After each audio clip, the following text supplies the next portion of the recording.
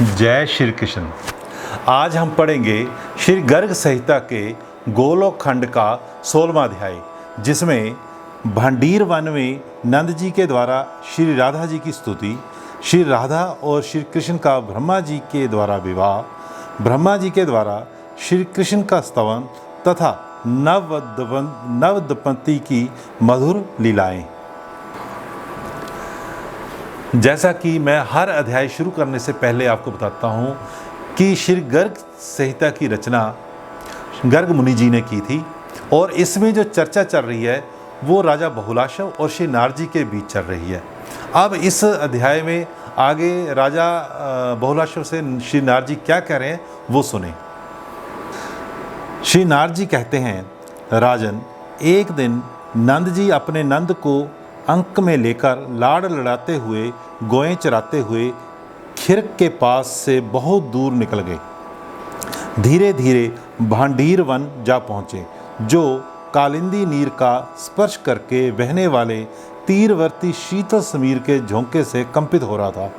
थोड़ी ही देर में श्री कृष्ण की इच्छा से वायु का वेग अत्यंत प्रखर हो उठा। आकाश मेघों की घटा से आच्छादित हो गया। तमाल और कदम्ब वृक्षों के पल्लव टूट टूट कर गिरने और उड़ने और अत्यंत भय का उत्पादन करने लगे।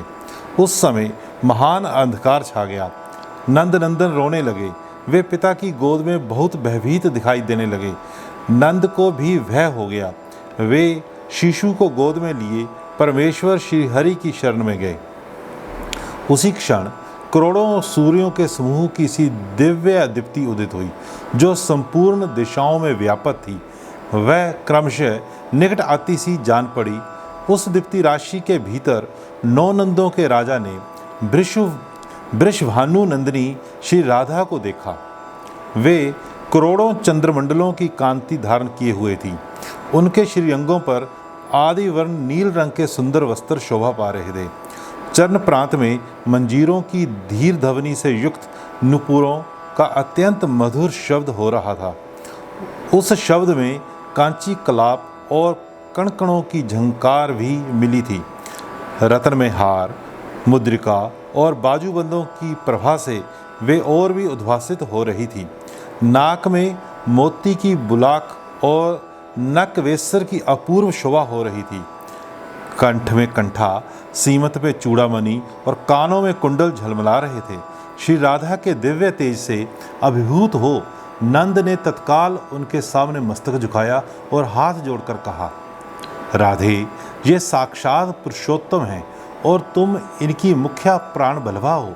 यह गुप्त रहस्य मैं गर्ग जी के मुख से सुनकर जानता हूँ। राधे, अपने प्राणनाथ को मेरे अंक से ले लो। ये बादलों की गर्जना से डर गए हैं। इन्होंने लीलावश यहाँ प्रकृति के गुणों को स्वीकार किया है, इसलिए इनके विषय में इस प्रकार भयभीत होने की बात कही गई है। देवी, मैं तुम्हें नमस्कार करता हूँ। तुम इस भूतल पर मेरी यथेष्ट रक्षा करो। तुमने कृपा करके ही मुझे दर्शन दिया है। वास्तव में तो तुम सब लोगों के लिए दुर्लभ हो। श्री राधा जी ने कहा, नंद जी, तुम ठीक कहते हो। मेरा दर्शन दुर्लभ है। आज तुम्हारे भक्ति भाव से प्रसन्न होकर ही मैंने तुम्हें दर्शन दिया है। श्री नंद बोले, देवी, यदि वास्तव में तुम मुझ पर प्रसन्न हो तो तुम दोनों प्रिय प्रियतम के चरणार विंदों में मेरी सुदृढ़ भक्ति बनी रहे। साथ ही तुम्हारी भक्ति से भरपूर साधु संतों का संग मुझे सदा मिलता रहे। प्रत्येक युग में उन संत महात्माओं के चरणों में मेरा प्रेम बना रहे। अब श्री नारद जी आगे क्या बता रहे हैं राजा बहुलाशव से। श्री नारद जी कहते हैं, राजन, तब तथास्तु कहकर श्री राधा ने नंद जी को गोद से अपने प्राणनाथ को दोनों हाथों में ले लिया। फिर जब नंद राय जी उन्हें प्रणाम करके वहाँ से चले गए, तब श्री राधिका जी भांडीर वन में गई। पहले गोलोक धाम से जो पृथ्वी देवी इस भूतल पर उतरी थी, वे उस समय अपना दिव्य रूप धारण करके प्रकट हुई। उक्त धाम में जिस तरह पद्म रागमणि से जटित स्वर्णमयी भूमि शोभा पाती है, उसी तरह इस भूतल पर भी ब्रजमंडल में उस दिव्य भूमि का तत्क्षण अपने संपूर्ण रूप से आविर्भाव हो गया। वृंदावन कामपूर्वक दिव्य वृक्षों के साथ अपना दिव्य रूप धारण करके शोभा पाने लगा। कलिंदी नंदिनी यमुना भी तट पर स्वर्ण निर्मित प्रसादों तथा सुंदर रत्नमय सोपानों से संपन्न हो गई। गोवर्धन पर्वत रत्नमयी शिलाओं से परिपूर्ण हो गया। उसके स्वर्णमय शिखर सब ओर से उद्भासित होने लगे। राजन, मतवाले भ्रमरों तथा झरनों से सुशोभित कंदराओं द्वारा वह पर्वतराज अत्यंत ऊंचे अंग वाले गजराज की भांति सुशोभित हो रहा था। उस समय वृंदावन के निकुंज ने भी अपना दिव्य रूप प्रकट किया। उसमें सभा भवन, प्रांगण तथा दिव्य मंडप शोभा पाने लगे। वसंत ऋतु की सारी मधुरिमा वहाँ अभिव्यक्त हो गई। मधुपों, मयूरों, कपोतों तथा कोकिलों के कलरव सुनाई देने लगे। निकुंजवर्ती दिव्य मंडपों के शिखर स्वर्ण रत्नादित से खचित कलशों से अलंकृत थे। सब ओर भहराती हुई पताकाएं उनकी शोभा बढ़ाती थी। वहाँ एक सुंदर सरोवर प्रकट हुआ, जहाँ स्वर्ण में सुंदर सरोज खिले हुए थे और उन सरोजों पर बैठी हुई मधु पावलियाँ उनके मधुर मकरंद का पान कर रही थीं। दिव्य धाम की शोभा का अवतरण होते ही साक्षात पुरुषोत्तमन घनश्याम भगवान श्री कृष्ण किशोरावस्था के अनुरूप दिव्य देह धारण करके श्री राधा के सम्मुख खड़े हो गए। उनके श्री अंगों पर पीताम्बर शोभा पा रहा था। कौस्तुभमणि से विभूषित हो हाथ में वंशी धारण किए वे नंद नंदन राशि राशि ममंथों कामदेवों को मोहित करने लगे। उन्होंने हंसते हुए प्रियतमा का हाथ अपने हाथ में लिया और उनके साथ विवाह मंडप में प्रविष्ट हुए। उस मंडप में विवाह की सब सामग्री संग्रह करके रखी गई थी। मेखला, कुशा, सप्तमृतिका और जल से भरे कलश आदि उस मंडप की शोभा बढ़ा रहे थे। वहीं एक श्रेष्ठ सिंहासन प्रकट हुआ, जिस पर वे दोनों प्रिय प्रीतम एक दूसरे से सटकर विराजित हो गए और अपनी दिव्य शोभा का प्रसार करने लगे। वे दोनों एक दूसरे से मीठी मीठी बातें करते हुए मेघ और विद्युत की भांति अपनी प्रभा से उद्दीपित हो रहे थे। उसी समय देवताओं में श्रेष्ठ विधाता भगवान ब्रह्मा आकाश से उतरकर परमात्मा श्री कृष्ण के सम्मुख आए और उन दोनों के चरणों में प्रणाम करके हाथ जोड़ कमनीय वाणी द्वारा चारों मुखों से मनोहर स्तुति करने लगे। ये जो बात चल रही है ये भांडीर वन की चल रही है। अगर आप ये जगह देखना चाहते हो तो मेरे ही चैनल पे मैंने एक वीडियो डाला हुआ है भांडीर वन का, जहाँ पे भगवान श्री कृष्ण जी और राधा जी का विवाह हुआ था। ब्रह्मा जी ने ये विवाह कराया था, तो आप मेरे चैनल पे उस वीडियो को देख सकते हैं। अब ब्रह्मा जी आ गए हैं पृथ्वीलोक पर, अब उनका विवाह कराने के लिए। अब आगे सुनिए कि अब क्या कह रहे हैं ब्रह्मा जी। ब्रह्मा जी अब भगवान श्री कृष्ण जी की स्तुति करने लगे हैं। अब श्री ब्रह्मा जी बोले, प्रभु आप सबके आदि कारण हैं, आप सबके आदि कारण हैं, किंतु आपका कोई आदि अंत नहीं है। आप समस्त पुरुषोत्तमों में उत्तम हैं, अपने भक्तों पर सदा वात्सल्य भाव रखने वाले और श्री कृष्ण नाम से विख्यात हैं, अगणित ब्रह्मांडों के पालक पति हैं। ऐसे आप प्रातपर प्रभु राधा प्राण वल्लभ श्री कृष्ण चंद्र की मैं शरण लेता हूँ। आप गोलोक धाम के आदिनाथ हैं, आप गोलोक धाम के अधिनाथ हैं। आपकी लीलाओं का कहीं अंत नहीं है। आपके साथ ये लीलावती श्री राधा अपने लोक नित्य धाम में ललित लीलाएं किया करती हैं। जब आप ही बैकुंठनाथ के रूप में विराजमान होते हैं, तब ये वृषभानु नंदिनी ही लक्ष्मी रूप से आपके साथ सुशोभित होती हैं। जब आप श्री रामचंद्र के रूप में भूतल पर अवतीर्ण होते हैं, तब ये जनक नंदिनी सीता के रूप में आपका सेवन करती हैं। आप श्री विष्णु हैं और ये कमल वनवासिनी कमला है। जब आप यज्ञ पुरुष का अवतार धारण करते हैं, तब ये श्री जी आपके साथ दक्षिणा रूप में निवास करती हैं। आप पति श्रोमणी हैं तो ये पत्नियों में प्रधान हैं। आप नरसिंह हैं तो ये आपके हृदय में रमा रूप से निवास करती हैं। आप ही नर नारायण रूप से रहकर तपस्या करते हैं। उस समय आपके साथ ये परम शांति के रूप में विराजमान होती हैं। आप जहाँ जिस रूप में रहते हैं, वहाँ तदनुरूप देह धारण करके ये छाया की भांति आपके साथ रहती हैं। आप ब्रह्म हैं तो ये तटस्थता प्रकृति। आप जब काल रूप से स्थित होते हैं, तब इन्हें प्रधान प्रकृति के रूप में जाना जाता है।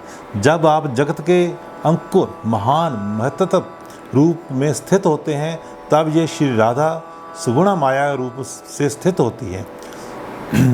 जब आप मन, बुद्धि, चित्त और अहंकार इन चारों अंतकरणों के साथ अंतरात्मा रूप से स्थित होते हैं, तब ये श्री राधा लक्षणावृत्ति के रूप में विराजमान होती हैं। जब आप विराट रूप धारण करते हैं, तब ये अखिल भूमंडल में धारण कहलाती हैं। पुरुषोत्तम तम आपका ही श्याम और गौर द्विविध तेज सर्वत्र विदित है। आप गोलोक धाम के अधिपति प्रातपर परमेश्वर हैं। मैं आपकी शरण लेता हूँ।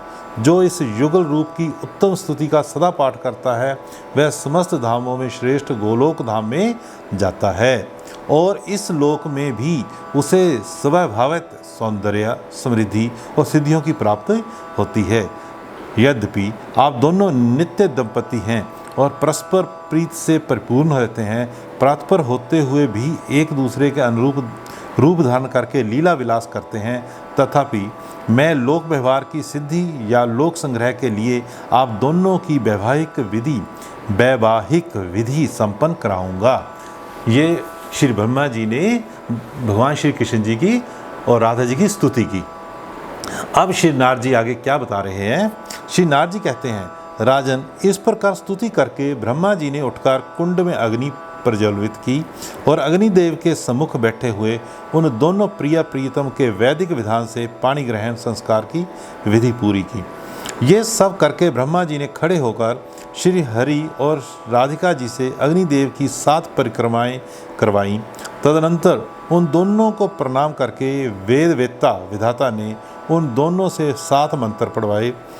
उसके बाद श्री कृष्ण के वक्ष स्थल पर श्री राधिका का हाथ रखवाकर और श्री कृष्ण का हाथ श्री राधिका के पृष्ठभाग में स्थापित करके विधाता ने उनसे मंत्रों का उच्च स्वर से पाठ करवाया। उन्होंने राधा के हाथों से श्री कृष्ण के कंठ में एक केसर युक्त माला पहनाई, जिस पर भ्रमर गुंजार कर रहे थे। इस तरह श्री कृष्ण के हाथों से भी वृषभानु नंदिनी के गले में माला पहनवाकर वेदज्ञ ब्रह्मा जी ने उन पर दोनों से अग्निदेव को प्रणाम करवाया और सुंदर सिंहासन पर उन अभिनव दंपति को बिठाया। वे दोनों हाथ जोड़े मौन रहे। पितामह के उस दोनों से 5 मंत्र पढ़वाए और जैसे पिता अपनी पुत्री का संयोग्य वर के हाथ में दान करता है, उसी प्रकार उन्होंने श्री राधा को श्री कृष्ण के हाथ में सौंप दिया। राजन, उस समय देवताओं ने फूल बरसाए और विद्याधारियों के साथ देवांगनों ने नृत्य किया। गंधर्वों, विद्याधरों, चारणों और किन्नरों ने मधुर स्वर से श्री कृष्ण के लिए सुमंगल गान गाया। मृदंग, वीणा, मुर्चंग, वेणु, शंख, नगारे, दुदुम्भी तथा करताल आदि बाजे बजने लगे तथा आकाश में खड़े हुए श्रेष्ठ देवताओं ने मंगल शब्द का उच्च स्वर से उच्चारण करते हुए बारंबार जय जयकार किया। उस अवसर पर श्री हरि ने विधाता से कहा, ब्राह्मण, आप अपनी इच्छा के अनुसार दक्षिणा बताइए। तब ब्रह्मा जी ने श्री हरि से इस प्रकार कहा, प्रभो, मुझे अपने युगल चरणों की भक्ति ही दक्षिणा के रूप में प्रदान कीजिए। श्री हरि ने तथास्तु कहकर उन्हें अभीष्ट वरदान दे दिया। तब ब्रह्मा जी ने श्री राधिका के मंगलमय युगल चरणार बिंदुओं को दोनों हाथों और मस्तक से बारंबार प्रणाम करके अपने धाम को प्रस्थान किया। उस समय प्रणाम करके जाते हुए ब्रह्मा जी के मन में अत्यंत हर्षोल्लास छा रहा था। तदनंतर निकुंज भवन में प्रियतमा द्वारा अर्पित दिव्य मनोरम चतुर्विध अन्न परमात्मा श्री हरि ने हंसते हंसते ग्रहण किया और श्री राधा ने भी श्री कृष्ण के हाथों से चतुर्विध अन्न ग्रहण करके उनकी दी हुई 5 सुपारी भी खाई।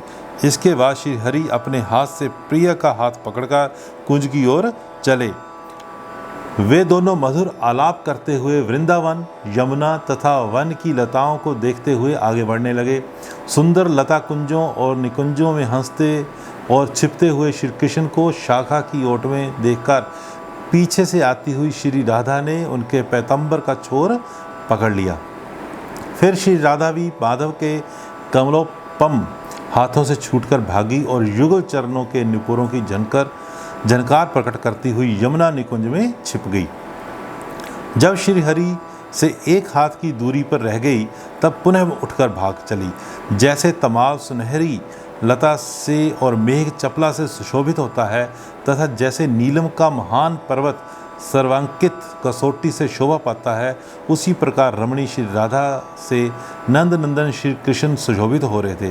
रास रंगस्थली के निर्जन प्रदेश में पहुंचकर श्री हरि ने श्री राधा के साथ रास का रस लेते हुए लीला रमन किया। भ्रमरों और मयूरों के कल कुंजन से मुखरित लताओं वाले वृंदावन में वे दूसरे कामदेव की भांति विचर रहे थे। परमात्मा श्री कृष्ण हरि ने जहाँ मतवाले भ्रमर गुंजारव करते थे, बहुत से झरने तथा सरोवर जिनकी शोभा बढ़ाते थे और जिनमें दीप्तिमती लता वलरियाँ प्रकाश फैलाती थी, गोवर्धन की उन कंदराओं में श्री राधा के साथ नृत्य किया। तत्पश्चात श्री कृष्ण ने यमुना में प्रवेश करके वृषभानु नंदिनी के साथ विहार किया। वे यमुना जल में खिले हुए लक्ष दल कमल को राधा के हाथ से छीनकर भाग चले। तब श्री राधा ने भी हंसते हंसते उनका पीछा किया और उनका पीताम्बर, वंशी तथा वेंत की छड़ी अपने अधिकार में ले ली। श्री हरि कहने लगे, मेरी बांसुरी दे दो। तब राधा ने उत्तर दिया, मेरा कमल लौटा दो। तब देवेश्वर श्री कृष्ण ने उन्हें कमल दे दिया। फिर राधा ने भी पीताम्बर, वंशी और वेंत श्री हरि के हाथ में लौटा दिए। इसके बाद फिर यमुना के किनारे उनकी मनोहर लीलाएं होने लगीं। तदनंतर भांडीर वन में जाकर व्रज गोप रतन श्री नंद नंदन ने अपने हाथों से प्रिया का मनोहर श्रृंगार किया। उनके मुख पर पत्तर रचना की, दोनों पैरों में महावर लगाया, नेत्रों में काजल की पतली रेखा खींच दी तथा उत्तमोत्तम रत्नों और फूलों से भी उनका श्रृंगार किया। इसके बाद जब श्री राधा भी श्री हरि को श्रृंगार धारण कराने के लिए उद्यत हुई, उसी समय श्री कृष्ण अपने किशोर रूप को त्याग कर छोटे से बालक बन गए। नंद ने जिस शिशु को जिस रूप में राधा के हाथों में दिया था, उसी रूप में वे धरती पर लौटने और भय से रोने लगे। श्री हरि को इस रूप में देखकर श्री राधिका भी तत्काल विलाप करने लगी और बोली, हरे मुझ पर माया क्यों फैलाते हो। इस प्रकार विषादग्रस्त होकर रोती हुई श्री राधा से सहसा आकाशवाणी ने कहा, राधे इस समय सोच ना करो, तुम्हारा मनोरथ कुछ काल के पश्चात पूर्ण होगा। यह सुनकर श्री राधा शिशु रूपधारी श्री कृष्ण को लेकर तुरंत व्रजराज की धर्मपत्नी यशोदा जी के घर गई और उनके हाथ में बालक को देकर बोली, आपके पति देव ने मार्ग में इस बालक को मुझे दे दिया था। उस समय नंद गृहिणी ने श्री राधा से कहा, वृषभानु नंदिनी राधे तुम धन्य हो, क्योंकि तुमने इस समय जबकि आकाश में मेघों की घटा से आच्छन्न है, वन के भीतर भयभीत हुए मेरे नन्हे से लाला की पूर्णतः रक्षा की है। यूँ कहकर नंद रानी ने श्री राधा का भली भांति सत्कार किया और उनके सद्गुणों की प्रशंसा की। इससे वृषभानु नंदिनी श्री राधा को बड़ी प्रसन्नता हुई। वे यशोदा जी की आज्ञा ले धीरे धीरे अपने घर चली गईं। राजन, इस प्रकार श्री राधा के विवाह की परम मंगलमयी गुप्त कथा का यहाँ वर्णन किया गया। जो लोग इसे सुनते, पढ़ते अथवा सुनाते हैं, उन्हें कभी पापों का स्पर्श नहीं होता। इस प्रकार श्री गर्ग संहिता में गोलोक खंड के अंतर्गत श्री नारद बहुलाशव संवाद में श्री राधिका के विवाह का वर्णन नामक 16वां अध्याय पूरा हुआ। जय श्री कृष्ण। इस अध्याय में आपने सुना कि ब्रह्मा जी द्वारा भांडीर वन में भगवान श्री कृष्ण जी और राधा जी का विवाह करवाया गया और विवाह के बाद भगवान जी ने किस तरह राधिका जी का श्रृंगार किया और लीलाएं रची। जय श्री कृष्ण।